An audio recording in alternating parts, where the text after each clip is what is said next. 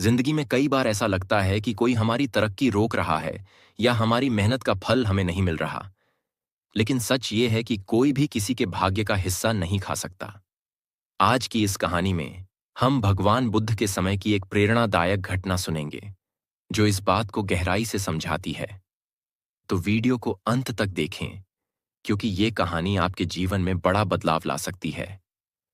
मनुष्य का भाग्य उसकी मेहनत और कर्म पर निर्भर करता है, लेकिन जो लालच करता है या दूसरों के हिस्से पर नजर रखता है, वह अंत में खुद ही दुखी होता है। सभा में एक व्यक्ति खड़ा होता है, चिंतित और गुस्से में। व्यक्ति: भगवान बुद्ध, मुझे आपसे एक सवाल पूछना है। मैं मेहनत करता हूं, लेकिन मेरे सारे प्रयास बेकार जाते हैं। मेरे पड़ोसी मेरा भाग्य खा रहे हैं। क्या यह सच है कि किसी की वजह से मेरा भाग्य छिन सकता है? बुद्ध मुस्कुराते हैं और कहते हैं, तुम्हारा सवाल बहुत महत्वपूर्ण है। इसका उत्तर मैं तुम्हें एक कहानी के माध्यम से दूंगा। बहुत समय पहले की बात है।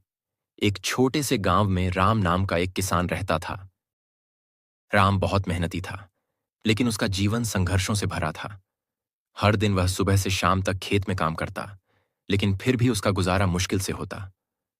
उस समय उस गांव का राजा बहुत लालची था। वह सोचता था कि उसके पास जितना धन होगा, वह उतना ही सुखी रहेगा। एक दिन उसने अपने मंत्री से कहा, राजा, मुझे गांव के सारे अमीर किसानों की सूची दो।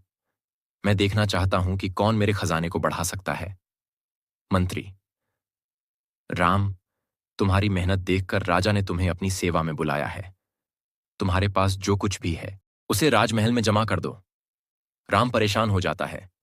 उसके पास केवल थोड़ी सी फसल और एक बैल है।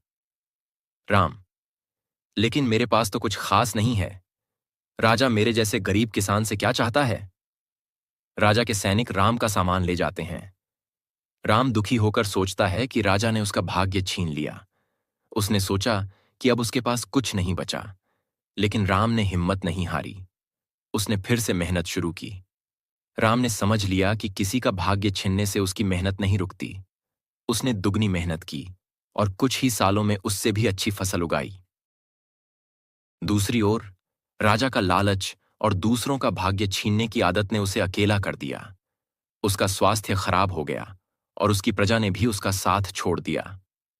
राम ने राजा की मदद की, क्योंकि वह समझ चुका था कि सच्चा सुख दूसरों की मदद करने में है, न कि किसी का हिस्सा छीनने में। व्यक्ति: भगवान बुद्ध, मैं समझ गया। मेरा भाग्य मेरी मेहनत और कर्म पर निर्भर करता है। कोई इसे मुझसे छीन नहीं सकता। बुद्ध: सही कहा। जब तक तुम अपने कर्म करते रहोगे, कोई भी तुम्हारा भाग्य नहीं खा सकता। याद रखो, दूसरों पर दोष देने के बजाय अपनी मेहनत पर विश्वास करो। दोस्तों, इस कहानी से हमें यह सीख मिलती है कि मेहनत और ईमानदारी का फल जरूर मिलता है।